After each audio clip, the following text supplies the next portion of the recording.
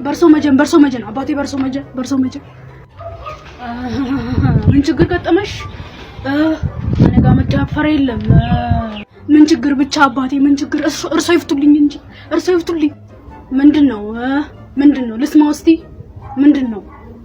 በጣም ያሳፍራል አባቴ በጣም ያሳፍራል። እንደው ለመናገርም ያሳፍራል። ትንሽ ፍቅር ቢጤ ነገር ሳይዘኛ አይቀርም አባቴ። እንደው ያቺን ምናምን ነገር አድርጉልኝ እና ያ ሰውዬ አንቺን አይፈልግሽ? እስቲ ንገሪኝ። ኧረ እሱ ምን በወጣው እንደው ዞር ብሎ ማያየኝም አባቴ። እንደው ታደጉኝ፣ ከዚህ ታደጉኝ፣ እርዱኝ። አንቺን ለመሰለሽ ቆንጆ መፍትሄ አላጣም። ምን አሉኝ አባቴ? ምን አሉኝ? ማለቴ ሁሉም በእጄ ነው፣ ሁሉም የተቀመመ ነው። እቺን በቀን 3 በባህር ሆድ እኝክ አርግተሽ ትውጫታለሽ አንቺ ማለት ነው። እኝክ አድርገሽ። እሺ አባቴ እንደው ከፍ ይበሉ።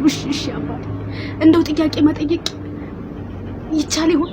እንደው ድፍረት ካልሆነብኝ። አዎ ይቻላል። የእናንተን ጥያቄ ለመመለስ አይደለም እንዴ ከቅድመ አያቶች የተሾምኩት? ትችያለሽ፣ መጠየቅ ትችያለሽ። እንደው እሺ ከፈቀዱልኝ እንደው ለምንድን ነው እርሶ ጋር ሴቶች ስንገባ ለምንድን ነው አይናችን የምንጨፍረው? እቺን ብቻ ይመልሱልኝ። ሁሌም ትንግርት ስለሚሆንብኝ ነው። እኔ አላውቅም። የጠየቅሽው ጥያቄ ተገቢ ነው፣ ግን ጥያቄው ሁሉም ሰው ይሄንን መልስ ያውቀዋል። በእኔ ውበት እንዳይፈዙ ተብሎ ነው ሴቶች አይናቸውን ጨፍነው የሚገቡት። እንግዲህ ይሄ ነው መልሱ። ይሄ ነው። እኔ በትከሻዬ በኩል የሚነገረኝ ብዙ ነገር አለ። ይሄ ደግሞ ለኔ ብቻ የተፈቀደ ነው። ለኔ ብቻ።